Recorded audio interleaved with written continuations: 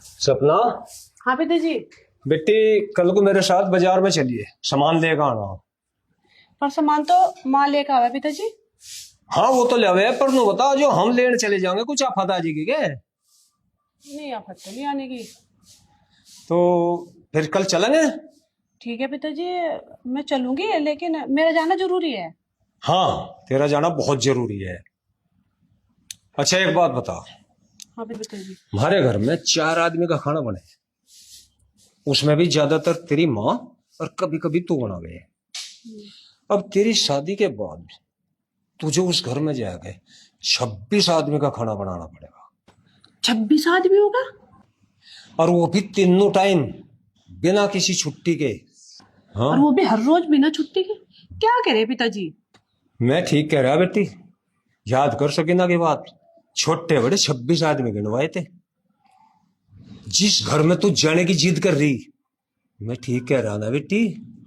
कौन सा राशन कहाँ था होगा, कितना होगा और कौन सी चीज कहाँ मिलेगी, क्योंकि 25-26 आदमी का खाना रोज बनाना तुझे, वो भी तीनों टाइम। क्योंकि मैं नहीं चाहता मेरी बेटी को कोई वहां धमकावे, मारे, पिटे, डांटे। एक हफ्ते में अपनी बेटी को सारा काम सिखाना चाहूँ, यही मेरी कोशिश है। पिताजी आप कितना सोच रहे हैं मेरे बारे में? सोच तो बहुत कुछ रखा बेटी, पर क्या करूं, मजबूर हूं। मेरे बच्चों की सोच मेरे तो कुछ आगे है। ठीक है बेटी, कल बाजार चलेंगे, कोई बात नहीं।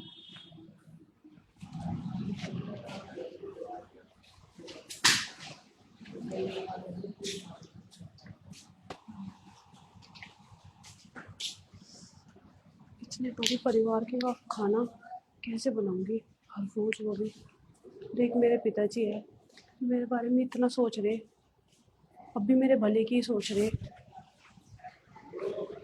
बेटी तेरे हर फैसले में हम तेरे साथ हैं, और तेरी आने वाली जिंदगी में भी कोई फैसला होगा तो उसमें भी हम तेरे साथ हैं। तू चिंता मत करे। हाँ मम्मी, अगर कोई मुझे परेशान करेगा मैं उन्हें छोड़ कर जाऊंगी। ना बेटी, छोड़ के नहीं आए करते, इनमें तो हलाला हुआ है। हलाला?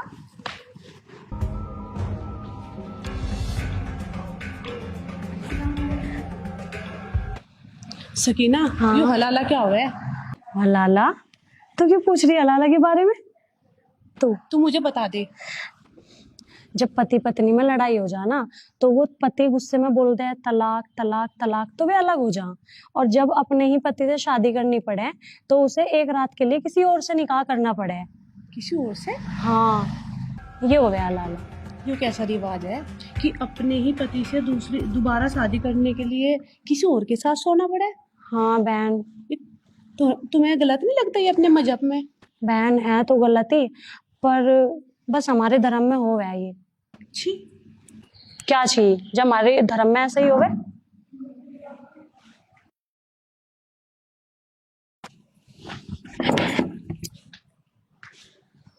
सपना।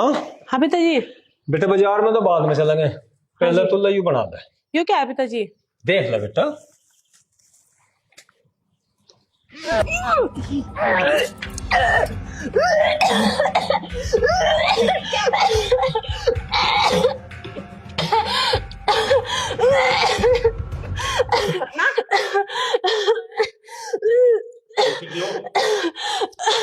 क्या हुआ? क्या हुआ सपना बेटी, तबीयत तो ठीक है तेरी? माँ पता नहीं पिताजी क्या लिया है। बेटी जब तेरा ये देखने तो ये हाल हो गया, जब तू अपने हाथ से मुर्गा काटेगी, बकरा काटेगी, कटड़ा काटेगी और उसे बनाकर सारों को खुआवेगी, में मजबूर करेंगे तो जा तू भी खा। जीव की हाल होगा तेरा। पिताजी वो कैसी बात कर रहे हैं आप? मैं एक सच्चाई बयान कर रहा तेरे सामने, जो सच है। उनके घर में ही हुई बने, जिस दिन मेहमान आवेंगे उस दिन बनेगा, बकरा ईद होगी उस दिन यूं ही बनेगा। कोई आओ मिलने वाला दोस्त दिगर कोई आओ, सबके लिए यूं बनता है, बनाना तुझे ही पड़ेगा। 26 आदमी वे हैं और प्लस में उनके मेहमान, सबके लिए यूं ही काट काट कर तुझे ही बनाना पड़ेगा अपने हाथों से। बस करो पिताजी, बस करो, मेरे तो सुना नहीं जा रहा। तुझे सुनना भी पड़ेगा, तुझे सहना भी पड़ेगा, तुझे बनाना भी पड़ेगा, तुझे खाना भी पड़ेगा। क्योंकि बेटी उनके समाज की पहली रसोई मांस मीट से ही शुरू हुए है, और तुझे पूरा ज्ञान होते हैं भी तू अनजान बनी बैठी रही। तेरे पिताजी सही कह रहे हैं। तुझे क्या पता उनके रीति रिवाज के बारे में, क्या खाते हैं क्या पीते हैं, तुझे कुछ नहीं पता। उनके मजहब में ना औरत को पैर की जूती समझा जाता है। 3 बार तलाक तलाक बोला और चल छुट्टी, कल वो किसी और के साथ कर लेंगे, मामा फूफी के साथ, और फिर यो। और हाँ, यहाँ तक कि औरत को ना बच्चा पैदा करने की मशीन समझा जाता है। ये अच्छे अच्छे कपड़े वहां नहीं पहन सकती, वहां ये बुर्खा, ऐसे चलना पड़ेगा, ऐसे रह सकती है, रह सकती है। अपने हिंदू धर्म में औरत को हर तरह की आजादी है, सूट साड़ी जो मर्जी पहन सकते हैं। वहां क्या पहनेगी, ये बुर्खा। नवरात्रों में छोटी छोटी कन्याओं को देवी की तरह पूजा जाता है, नारी शक्ति माना जाता है। बेटी जितनी नारी की इज्जत ना हिंदू धर्म में ना किसी भी मजहब में नहीं है। और देख लड्डू सपना, माँ ने भी तुझे छूट दे दी और पिताजी ने भी तुझे छूट दे दी, पर इस भाई की एक बात याद रखिए, जिस हिंदू की लड़की ने मुसलमान के लड़के के साथ भाज के विवाह करा, उनकी लाश या तो गंदे नाले में पाई गई या बोरियों में बंद करके सड़क के किनारे फेंक दिया जा। और तो और जो ज्यादा मोहब्बत में यूं कहते नहीं, हाँ मुझे इतना प्यार करने वाला मिला, उनकी लाश तो टुकड़े टुकड़े करके फ्रिज में बंद कर दे। और तेरे जैसी लड़की को है पता क्या करें, तेरे जैसी लड़की को 3 बार तलाक तलाक कह के छोड़ दे, सड़क पर जानवरों की ढाल जिंदगी बिताने के लिए। सही कह रहा है लुंडा।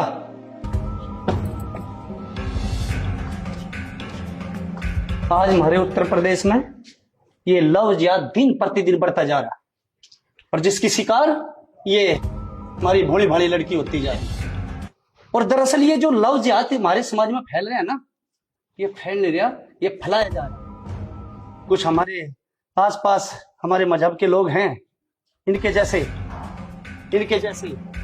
जो लव जिहाद को दिन प्रतिदिन बड़ी तेजी से फैला रहे हैं। और ये खेल हमारे इस समाज में कुछ इस्लामी मजहब के कुछ लोग बड़ी तेजी के साथ फैला रहे हैं।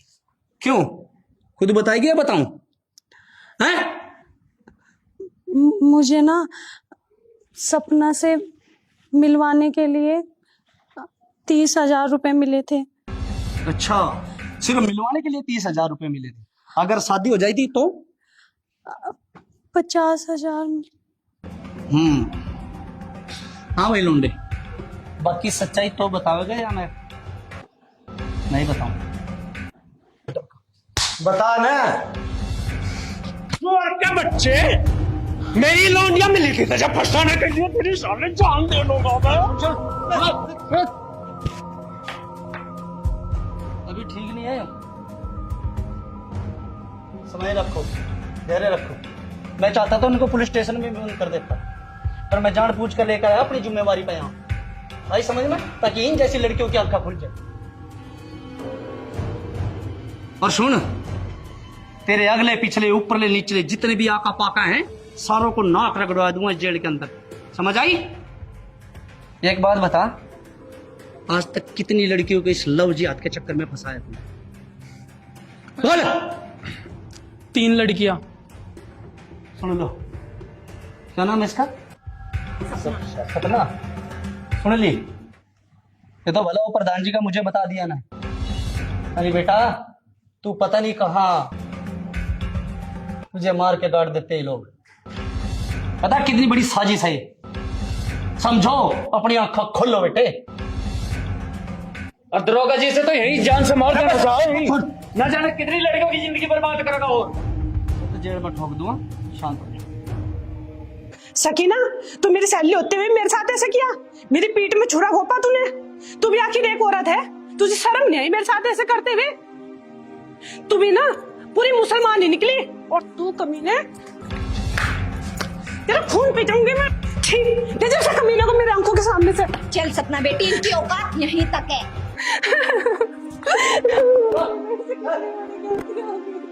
मैंने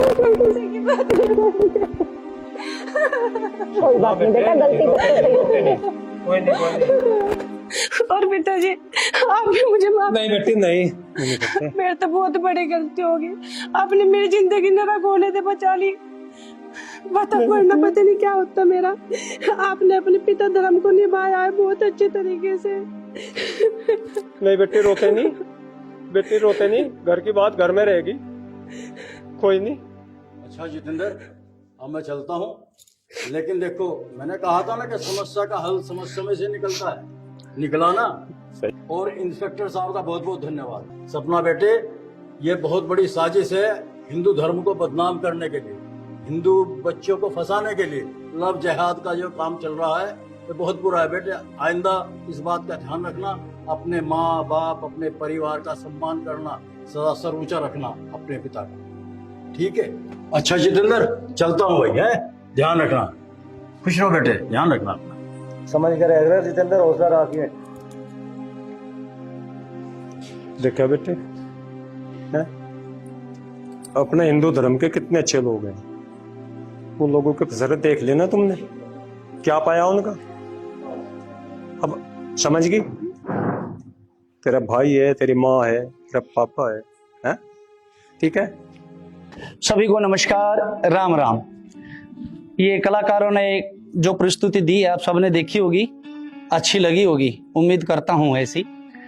एक बहुत ही खास मुद्दा लेकर ये कलाकार साथी आप लोगों के बीच में आए हैं, जिन्होंने हमारे प्रदेश में एक फैलती हुई बुराई जो लव जिहाद के बारे में है उस पर रोशनी डालने की कोशिश करी है। इस दौरान किसी कलाकार साथी से कोई गलती हो गई हो तो अपना भाई बच्चा समझकर माफ कर देना। रही दूसरी बात, हम अपने हिंदू धर्म के लिए, अपनी हिंदू बहन बेटियों के लिए जितना प्रयास करें उतना ही कम है, क्योंकि हमारे हिंदू धर्म को बदनाम करने के लिए और तहस नहस करने के लिए बहुत सारी साजिश चल रही है। तो एक बहुत ही प्यारा सा तरीका इन कलाकार साथियों ने निकाला है जी। और सभी बहन बेटियों से तो मैं यही कहूंगा कि अपने माता पिता के कहने में जरूर चले, क्योंकि उनके माता पिता उनके भले की ही सोचते हैं। ठीक है जी, जय हिंद,